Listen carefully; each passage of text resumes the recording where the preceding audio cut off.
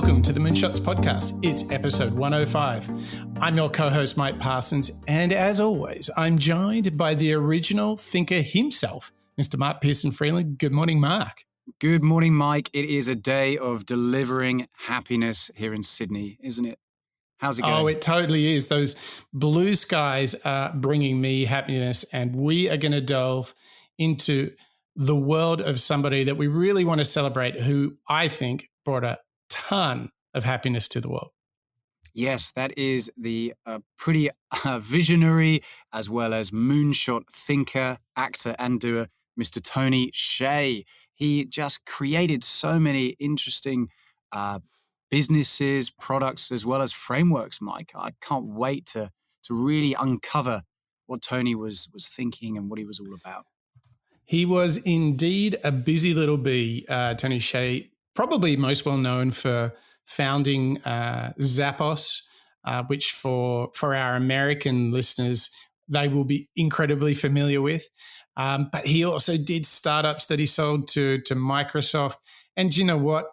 He had $2 million companies.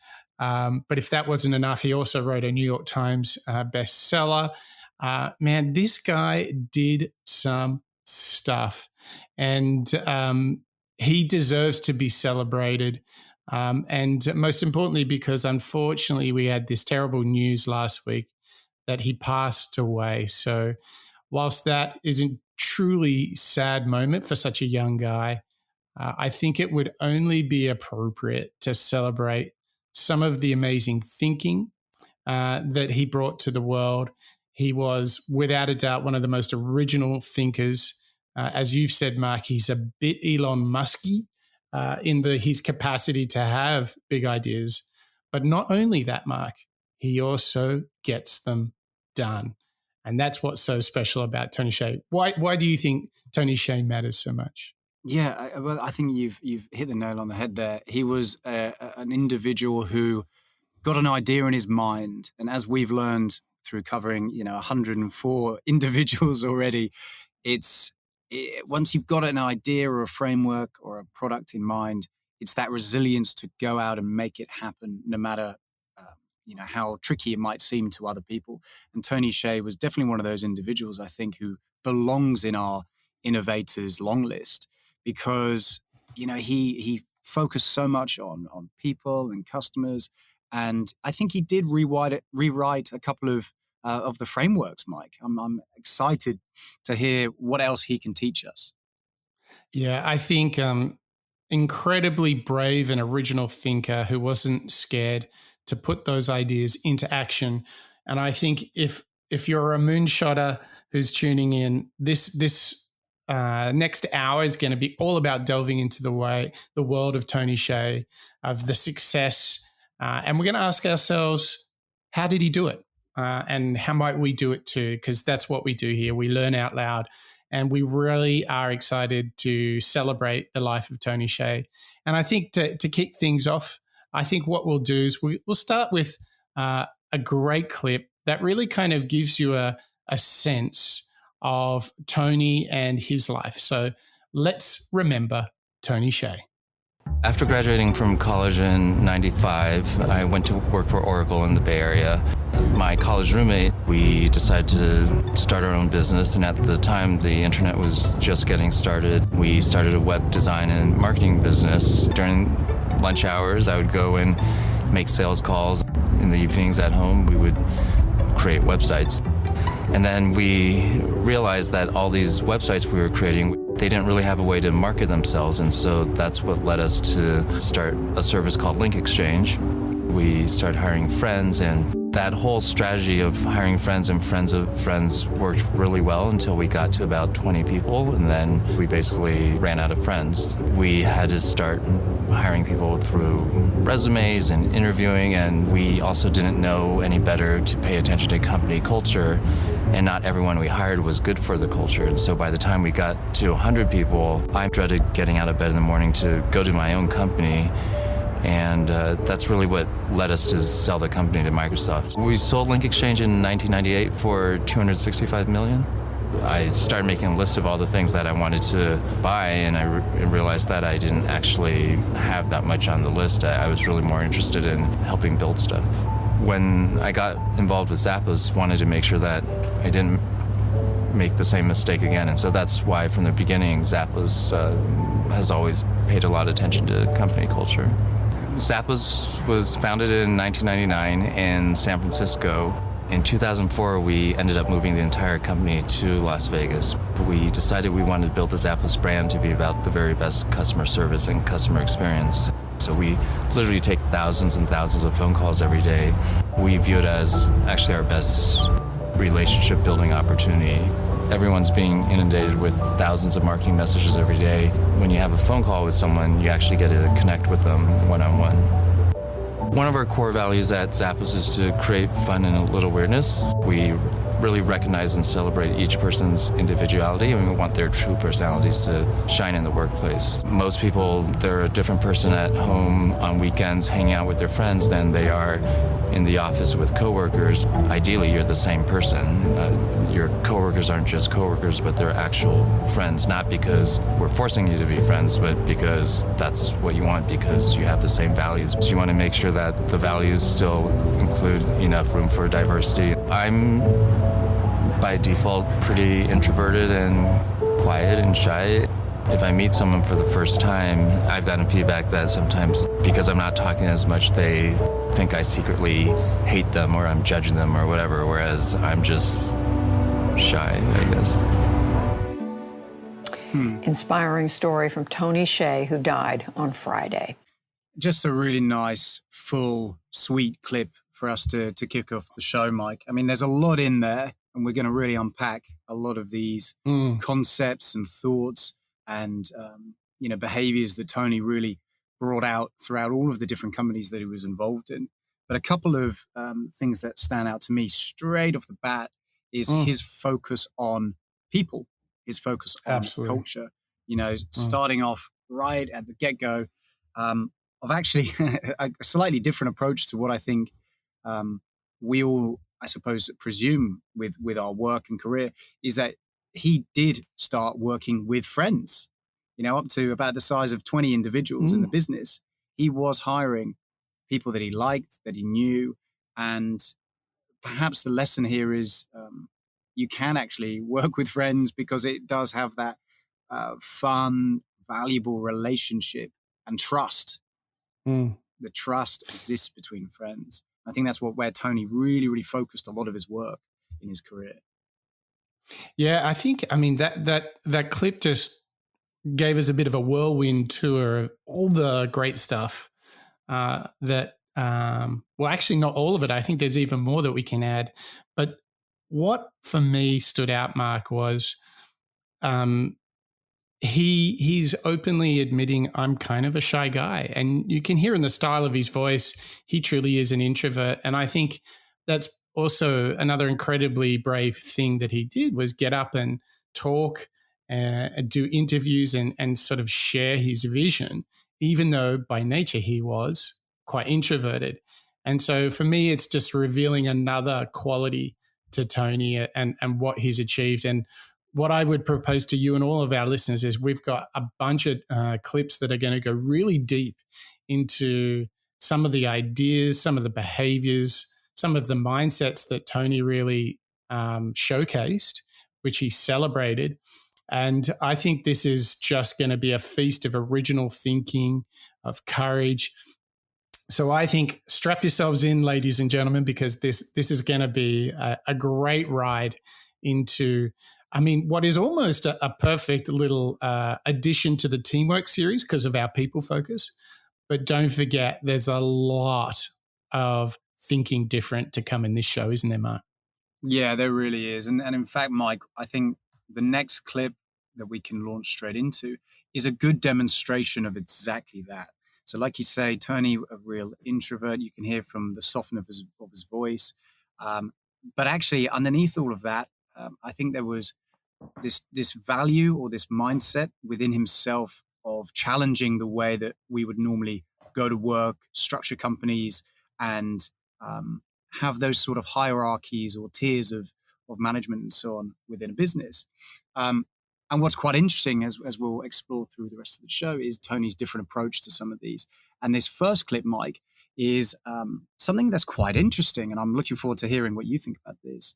And it's Tony Hsieh explaining quite a different approach to structuring business, and that's all about holacracy. So this next clip is going to be Tony Hsieh telling us about holacracy. So it's interesting because the headlines have talked about no hierarchy, and that's actually not true. There still is a hierarchy.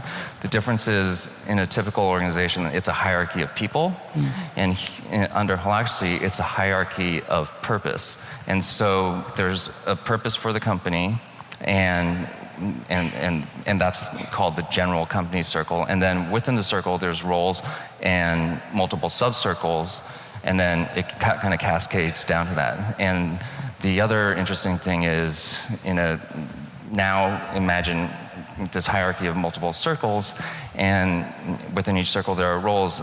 You, for example, can fill roles in maybe 7 different circles that each has its own separate purpose. And so there still is a hierarchy, but you might be lead link of, if you and I were in the same circle, you might be lead link of that circle, and in another circle, I might be lead link. And so it allows employees to really be involved in different areas of the company, and versus just being pigeonholed into their one specific job function. And so the ultimate goal is for employees to really find that intersection between what they're passionate about, what they're good at, and what's going to move the company forward.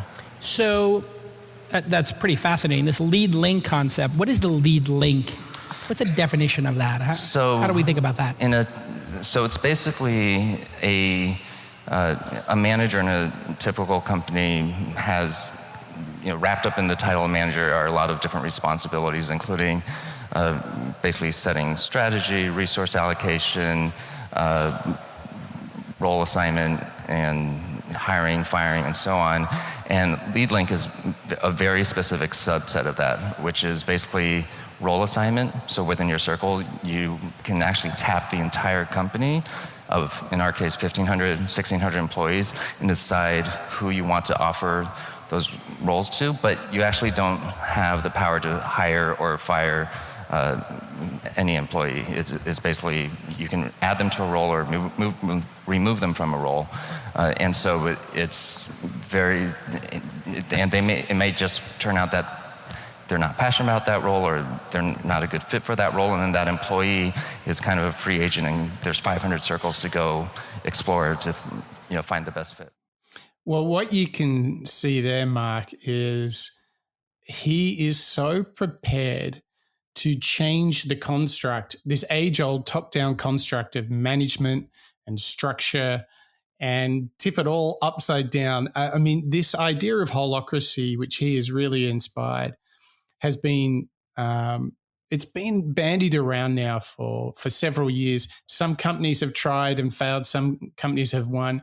But I think what we can learn here is you can see how what he's proposing is so different to the way of traditionally working, and how comfortable he is. You can hear it in his voice. He's just so comfortable because of the logic to his own argument. Now, I'm not saying that holacracy is for everyone, and it certainly hasn't worked for everyone. But what we can learn here is how genuinely prepared he was to think different.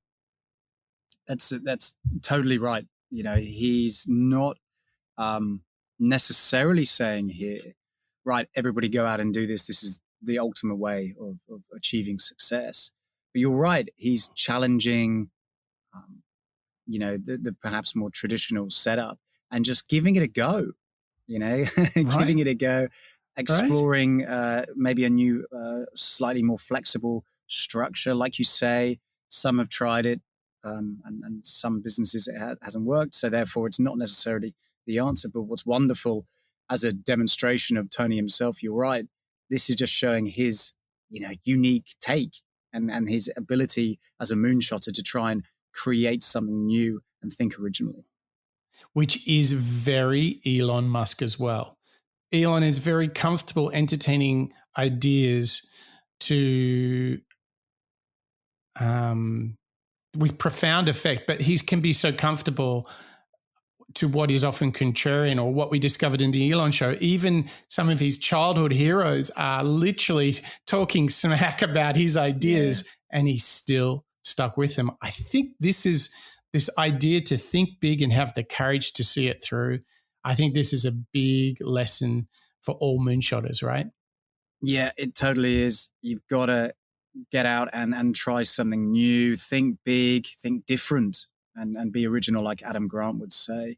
And actually, Mike, this next clip that we've got is another great demonstration of Tony's approach to thinking differently and exploring new and innovative directions, and thinking outside the box, perhaps. So this next clip is again, as Tony's thinking differently, a little bit more about bringing ideas to life. So this is Tony telling us a little bit about doing thought experiments.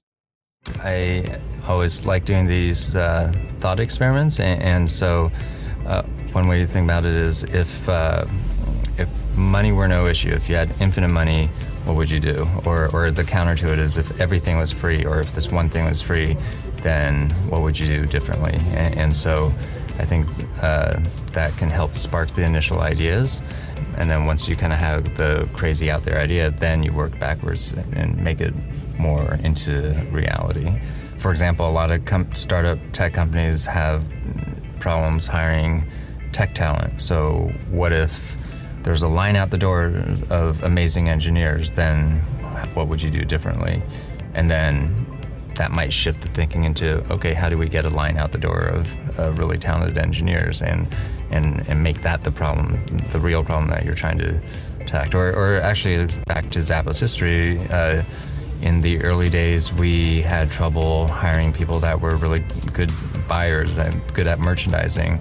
Initially, the problem was framed as, how do we go and recruit more talented buyers? But then we reframed it as, well, the only way we can guarantee kind of an endless supply of talented buyers is if we basically grow and train them ourselves. And so now we have a program where we hire people that are entry level, and within 3 to 5 years, they have the potential to become a senior leader within the company.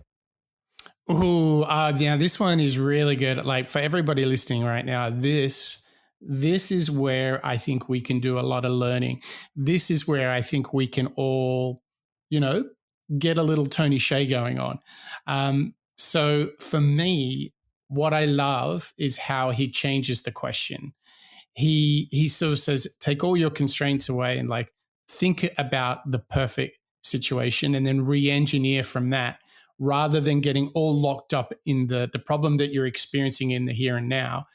Try and think long-term, think about your objective, think about nirvana or heaven, do a thought experiment, and almost backwards engineer from there. I think this is a huge lesson for all of us on how we can think like Tony. What do you think, Mark? I think whenever I've had challenges with work or home life, you sort of do get stuck spinning wheels in the mud. Right, I just cannot get past this particular problem. I can't answer this question. And one of the, I think, fantastic ways that Tony is showing us that original thinking approach to answering potential challenges at work and in home is exactly, as you say, reframe the question. Think about it in a different way. So I think what he's saying here is, okay, well, we couldn't find the right buyers. Therefore, we thought about it differently. And we realized that the best way of bringing in good value, good culture, good work ethic is to train them ourselves. That's a wonderful way of rethinking that avenue, that challenge, moving around the structure and looking up at it differently and thinking, okay, well, how do we scale this? How do we think about it differently? I think that's a really good lesson or demonstration of, how do I take this work problem? There's a roadblock in the way. How do I get past that?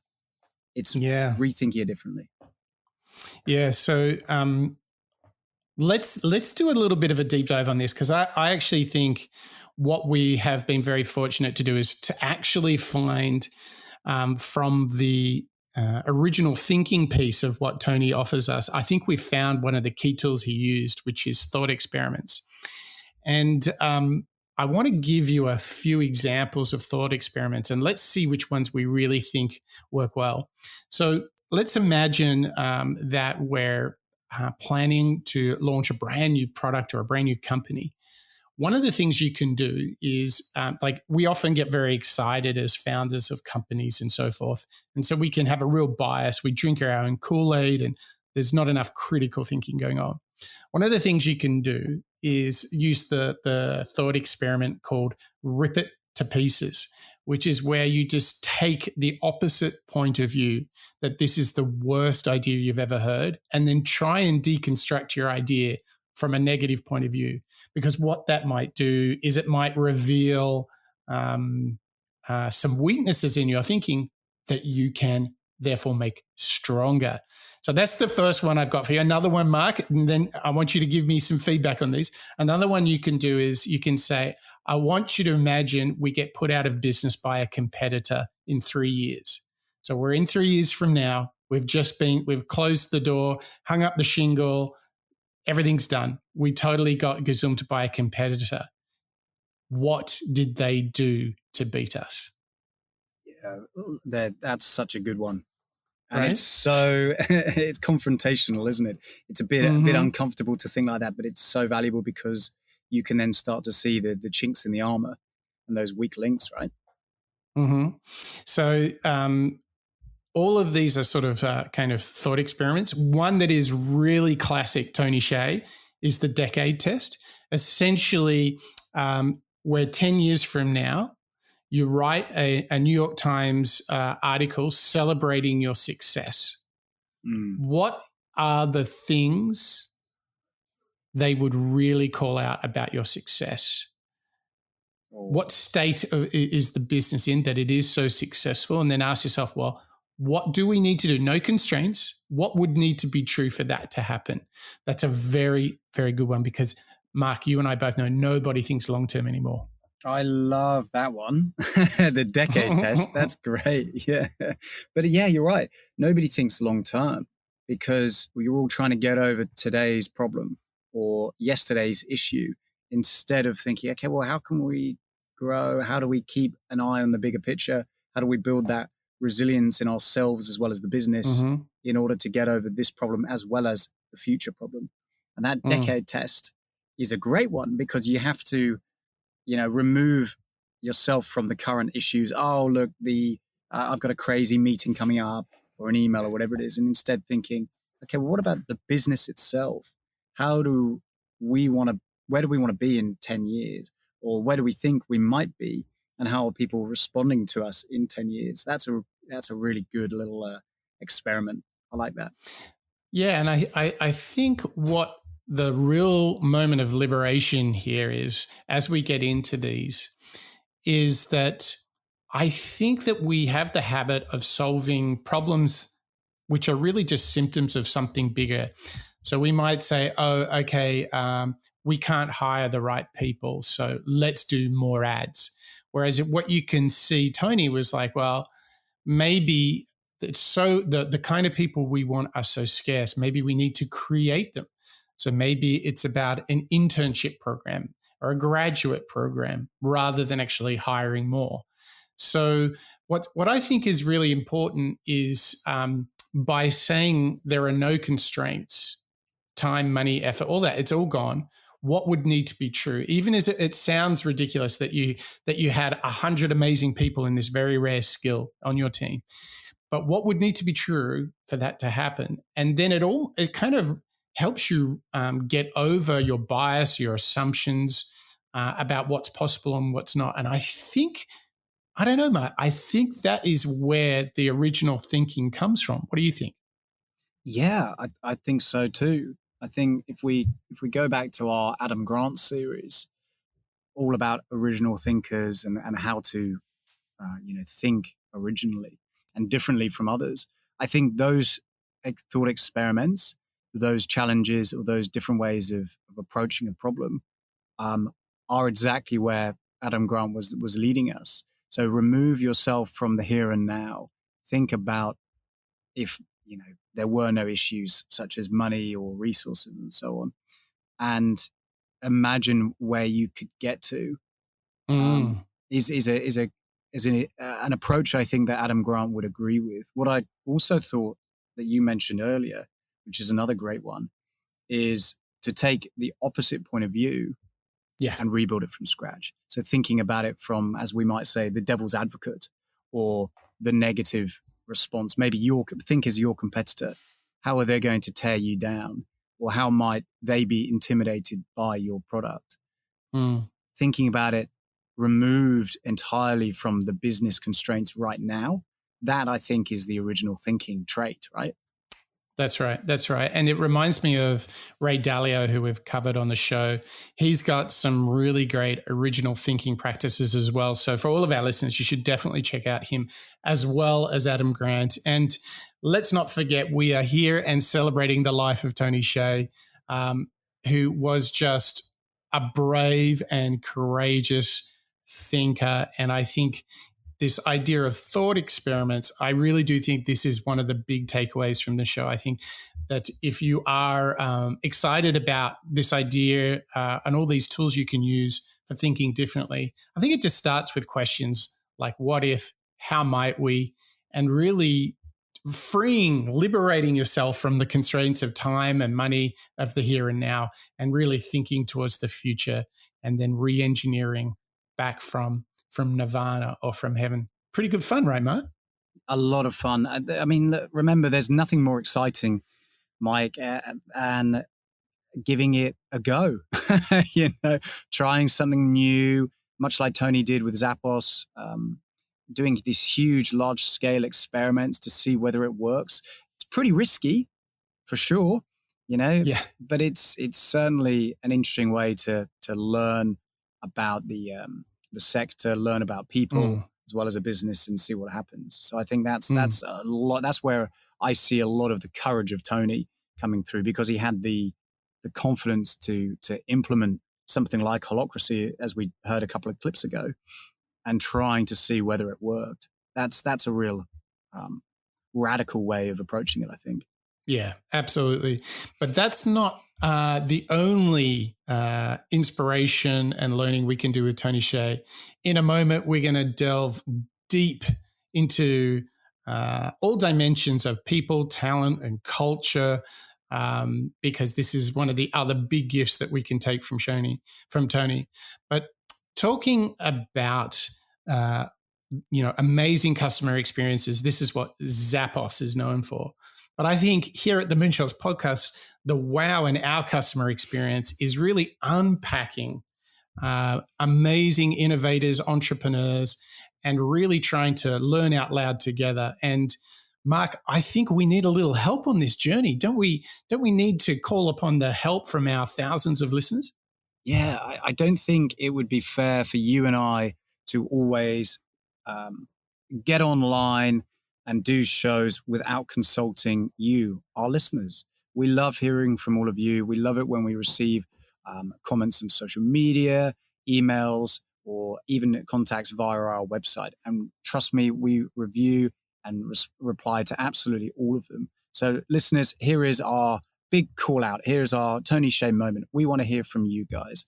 Please navigate away to www.moonshots.io to find not only our huge archive of 104 shows previous to Tony Hsieh, we've got all of our shows, as well as all our show notes, as well as transcripts.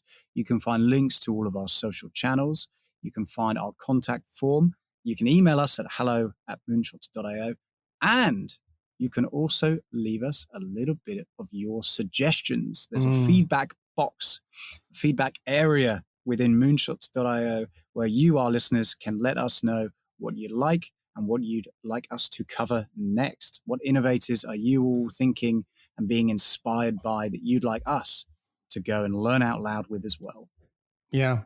And we got one of our listeners actually sent in literally, I think, in the last day or so, we got another one. And this listener said they loved Jim Collins, and Brené Brown. And here's what the listener said, because they really went in depth into behavioral drivers of success and successful leadership. So that was really great to all of our listeners. We really, really appreciate when we get this feedback. We've had feedback from other people when they are nominating new people for us to study. They like it when we do unusual people, not necessarily always the Simon Sineks of this world. That's great too. And we really want to encourage you to tell us the people that you want to learn from, because, chances are we're going to love learning from them too. So everybody wins. So don't forget to head over to moonshots.io and tell us who you would like us to do next. Because there is so many people out in the world that we can learn from, Mark. And I tell you who's really into people, and that is Tony Hsieh, right? You're totally right. We've just heard a couple of clips around Tony Hsieh really thinking differently, telling us about holacracy, as well as, what inspires him with thought experiments. But the other side of him, as he called out in that first clip we heard, he was quite introverted. He hired a lot of his friends at the beginning. And I think as an individual, as a leader, a people leader, he was all about customers as well as employees. So these next few clips, Mike, we're going to hear about Tony Hsieh telling us about the power of people. And this first clip from Tony is about customers. So he was very, very obsessed with creating the best experience for customers. And this first clip we're going to hear is about creating the wow experience. These are some of the questions that we ask ourselves in terms of thinking about how to deliver great customer service. And we internally use the word wow when thinking about how we should treat customers, but we use it as a verb. We talk about how do we wow our customers, and also how do we wow our employees and the vendors that we work with. And it starts with the policies you see on our website. We offer free shipping both ways, so a lot of people will order 10 different pairs of shoes, try them on in the comfort of their living room with 10 different outfits, and then send back the ones that don't fit or they don't like, and we encourage that type of behavior. We have a 365-day return policy for people that, I guess, have trouble committing or making up their minds, and they can take a while to return products. And most websites, it's very hard to find contact information. Usually it's buried 5 links deep in. Maybe it's an email address you can only email once. Whereas for us, we take the exact opposite approach. We put our 1-800 number on the top of every single page of our website because we actually want to talk to our customers.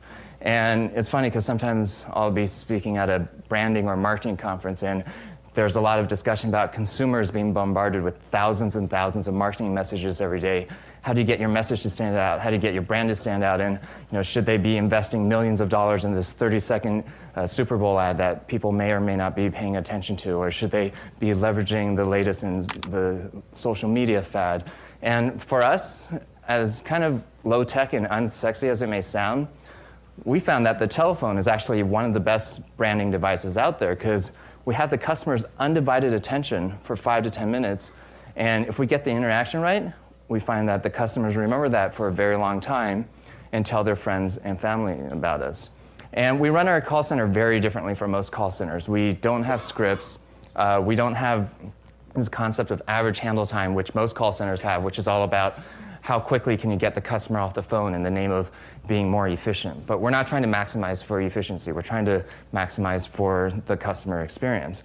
And we don't upsell. And so going back to the no call time, I actually just got an email last night. A new record was set for the longest phone call ever. It was 8 hours and 3 minutes long. So, yeah. I don't know how the bathroom situation worked out for that one. But, so, and it may seem weird that, for us, we're an internet company. 95% of our sales go through the website. So why do we focus so much on the telephone? And what we found is actually, on average, almost every customer calls us at least once sometime during their lifetime.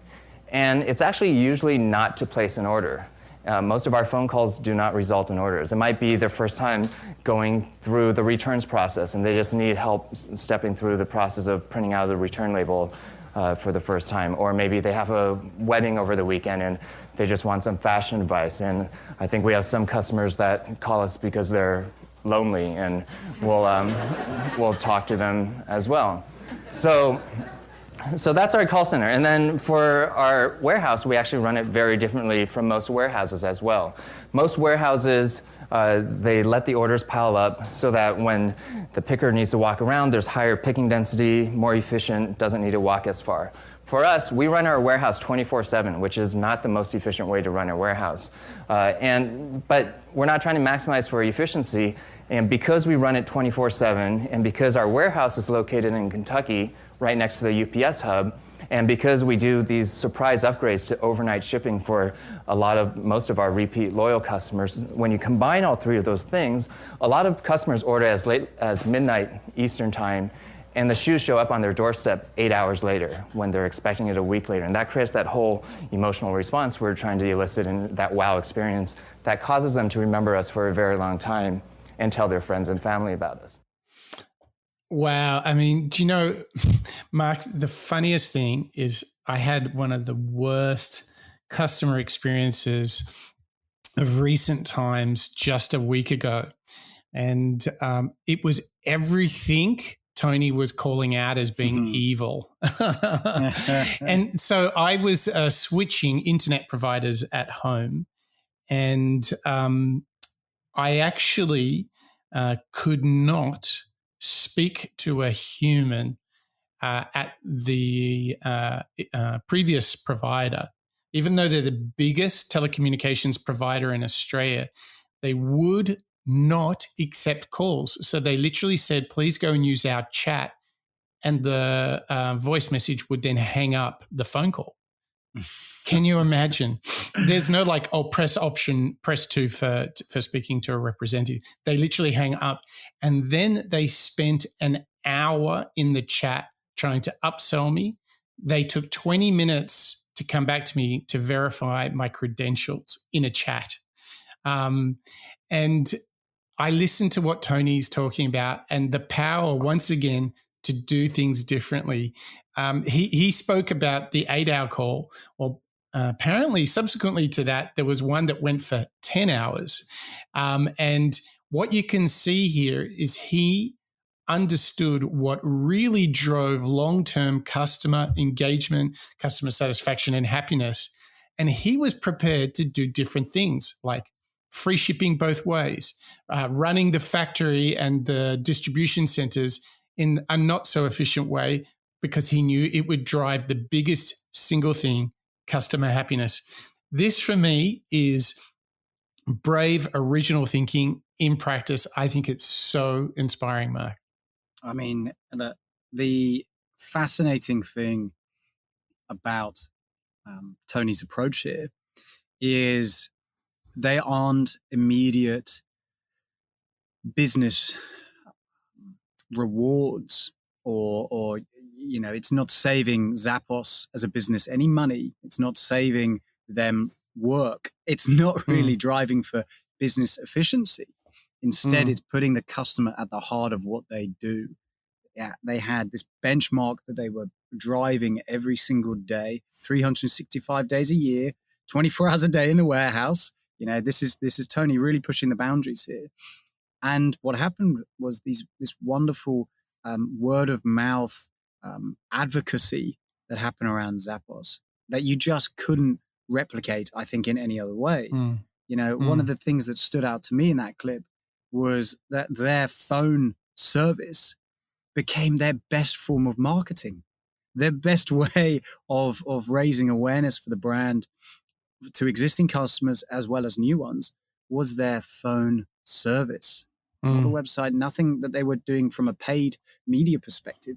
Instead, we just are treating our customers as human beings, giving them what we need, we would want from our brands. We're behaving in the same way. And that's great. You've had this terrible experience with customer service recently, Mike. So have I, actually, funnily enough. This year's been a very tricky one from a customer service perspective for many brands, I'm sure. Yeah. But, with Tony at the helm of Zappos here, what you can already start to see is this sort of ideal customer world where everybody's treated equally and fairly. And it's almost like a good call to action, this. This is what it should be. It is. And I think the lesson inside of this is the thought is very original, because what he talked about is everybody does things in a cost-efficient way, which doesn't lead to customer happiness. Because he's prioritized customer happiness, there's a certain set of things that should be done, even if they are contradictory to best practice or so-called de facto standards. He's prepared to do it differently. And I really want us all just to embrace, this is the great thing about Tony. He doesn't only think differently, he has the capacity to put it into action. And I think this should be so celebrated, because much like Elon Musk, who has brave, audacious ideas, but Elon will sleep on the couch at Tesla just to make sure those cars really do ship. And I think is such a powerful lesson for us all. When you have these big ideas, that's not job done. It's also getting them, getting the ideas into life, making them happen. And making them happen is not only about the thinking, it's not only about customers, but it's also about having the right people. And you know what? Tony Hsieh has even got thoughts on this. So let's have a listen now to what Tony Hsieh thinks about hiring the right people. Company culture was always important, and myself and Fred interviewed everyone when we were still in San Francisco, and basically until we couldn't do that anymore because there were too many employees to interview. But basically, we had this criteria of, yes, interview for the normal business technical stuff, but do they meet the bar? Right. Technically. So do the normal set of interviews, but then you kind of had this final test of, is this someone I would choose to hang out with or grab a drink with? And if the answer was, if we weren't in business together, if the answer was no, then we wouldn't hire them. So that goes against a lot of the things that, I've heard out there in the past. It's keep your work and personal relationships separate. That's kind of been a thing that's been stated out there. There should be this firewall between the two. But you went in and said, okay, it's very important that I can actually get along with this person. This is someone I can go out and have a beer with. Why was that so important to you? I guess I have two answers to that. One is, yes, there are companies that focus on work-life separation or work-life balance. And at Zappos, we really focus on work-life integration. And, at the end of the day, it's just life. So you might and especially if you spend so much time at work, you better hopefully enjoy the time that you're spending there and the people that you're with. So that's one answer. And then the other answer is, and I don't think the book existed at the time Zappos was founded, but Jim Collins, his book Good to Great, researched and looked at what separated the great companies in terms of long-term financial performance from just the good ones or mediocre ones, and found that the great ones had two important ingredients that separated them from just the good ones or mediocre ones. And one of them was that they all had strong cultures. And we formalized the definition of our culture into, we have 10 core values at Zappos. And one of the actually really interesting things I found from the research was that it actually doesn't matter what your values are. What matters is that you have them and that you align the organization around them. And the power actually comes from the alignment, not from the actual values. So there's no judgment in the values. And so we're not out there telling people, oh, you should adopt the Zappos values and culture and so on, because actually that would probably not work in most cases. Our message is more, you should figure out what your values are and then align the entire organization around them. Oh, that was a good meaty clip, Mike. It was. Had so much good stuff.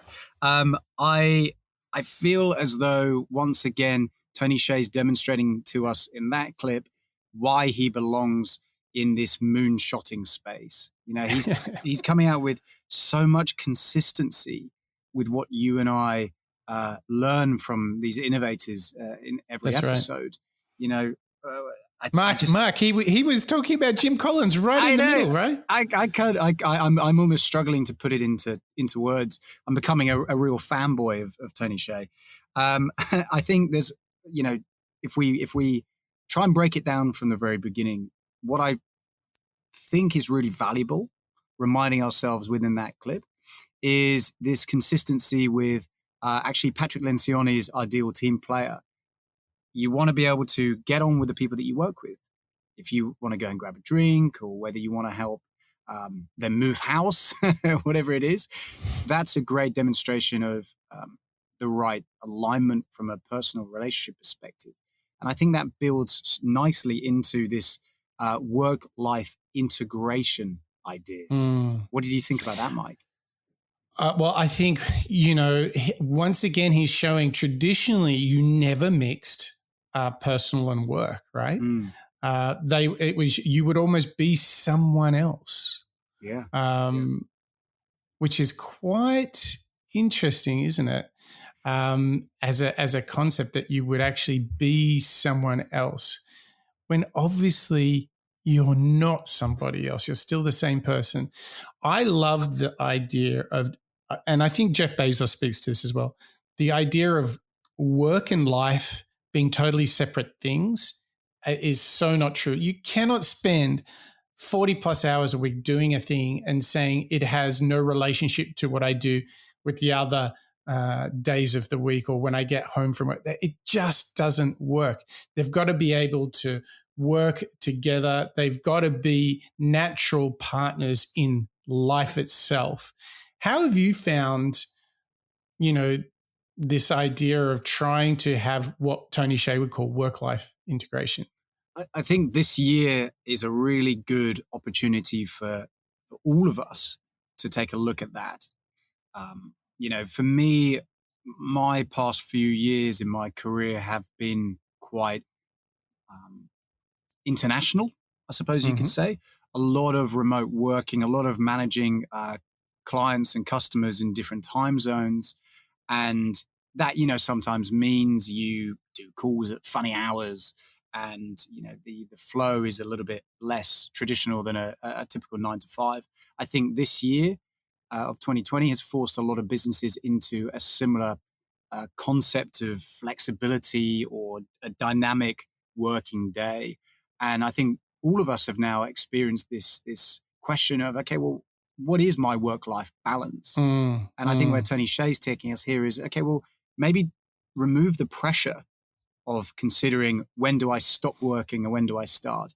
And instead thinking, okay, well, how do I just allow it to integrate with my happiness, with my productivity and efficiency in my day? How do I get the stuff, the important stuff done, like family, at the same time as getting my work life going? Yeah, and you start to see how it might come together, because if you're working with good folks and you're working hard to make your clients happy, then it doesn't have that traditional burden of, it's work, right?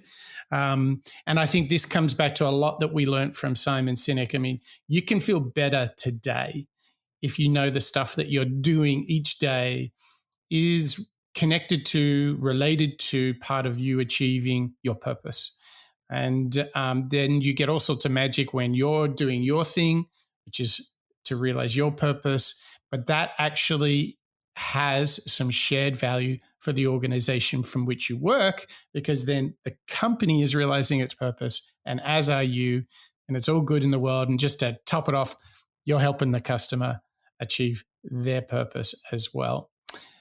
But all of this, Mark, I would propose to you, comes down not just to companies and teams and customers, but it comes down to the capacity of the individual, doesn't it? Yeah, it really does. And this next clip is now moving, I suppose, pulling out the microscope, isn't it, Mike? We've learned about customers. We've just heard about hiring the right people or getting the right people on the bus, as we Jim Collins learned. Exactly.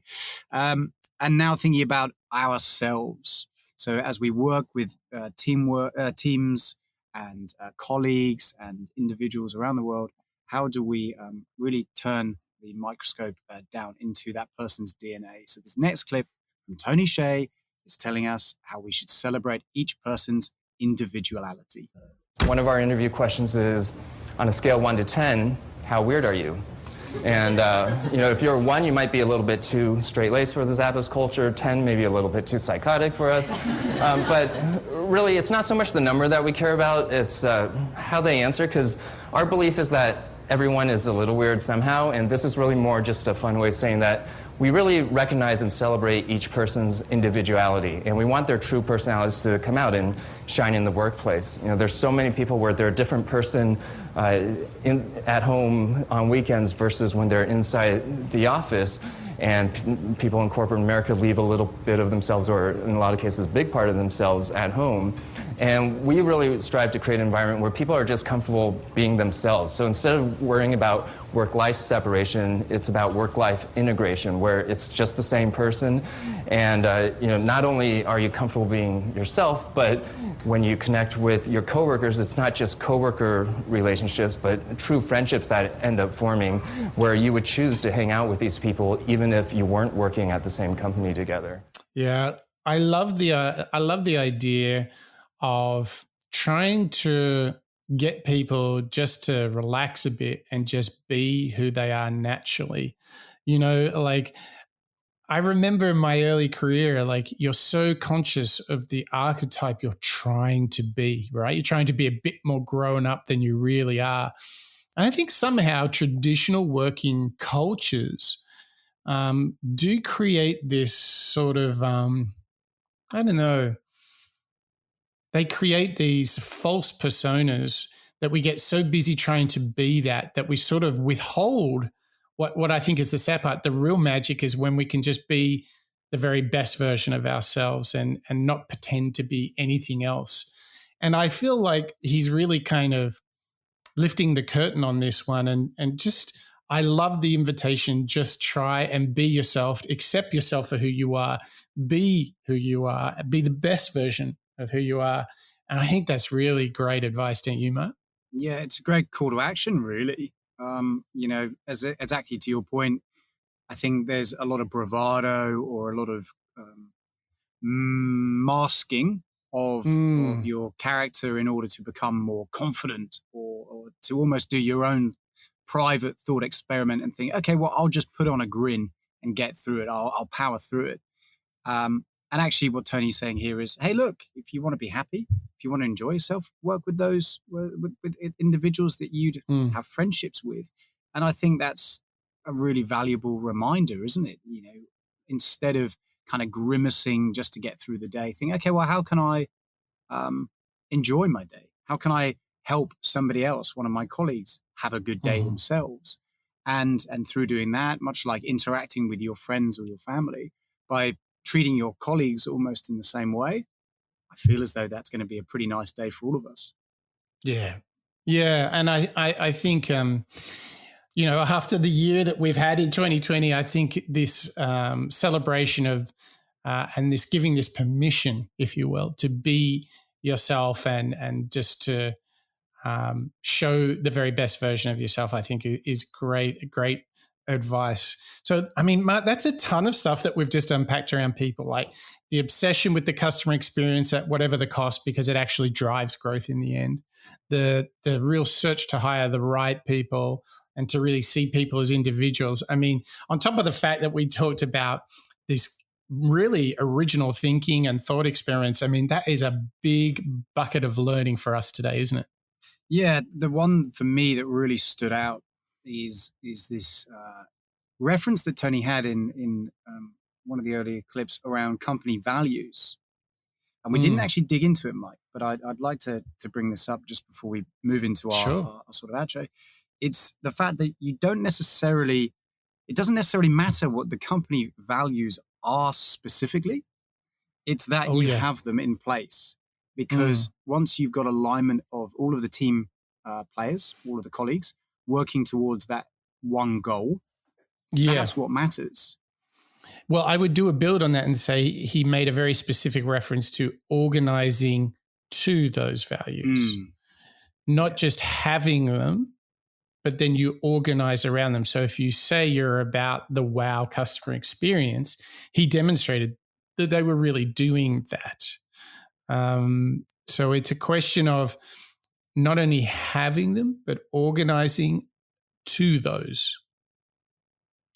I like because that's where mission and the clarity and everything builds from there. Yeah. Well, Mike, we've actually got just one more clip from Mr. Tony Hsieh.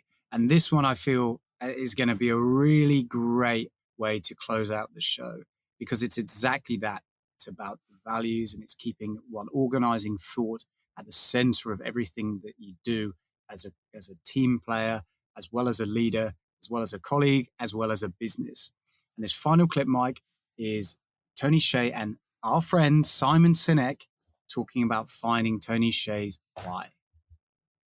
A lot of people in your position, and I've talked to a few who are in your position, more visionary leaders or more sort of evolved way they think about business. And I say, do you know what your why is? They go, yeah, I know. I'm like, well, have you ever tried to put it into words? They're like, don't need to. I'm like, why? Like, everybody knows. There's this assumption because it's crystal clear to you in your gut that it's automatically crystal clear to everybody. And it's not always. Well, that's why we had lunch together. That's why we had lunch together. Yeah, and so it wasn't a formal session, but because you do these Discover Your Why workshops for companies, humans and companies. Yep. And so we were just talking over lunch, and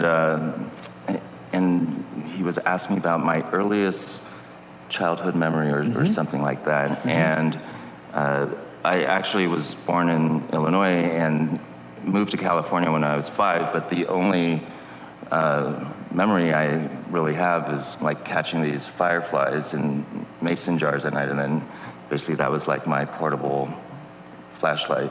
And the question that I asked when you told me the story is, of all the amazing and wonderful, beautiful things that you did as a child, what do you think is about that memory that stands out to you? What is it that makes that memory?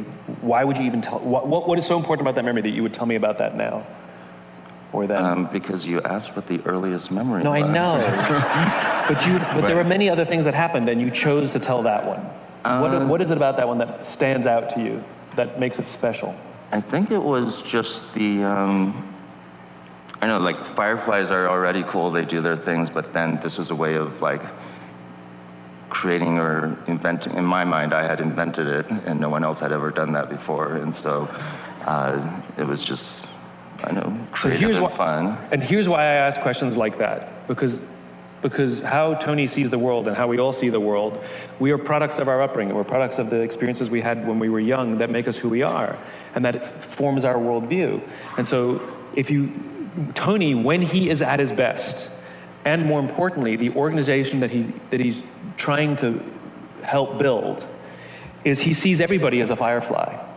He sees the entire world as people with bright lights. He doesn't distinguish, who are the bright ones and who are the dim ones. Everybody has a bright light, and everybody's out there doing their thing. And what Zappos is a container for bright lights. And if you can build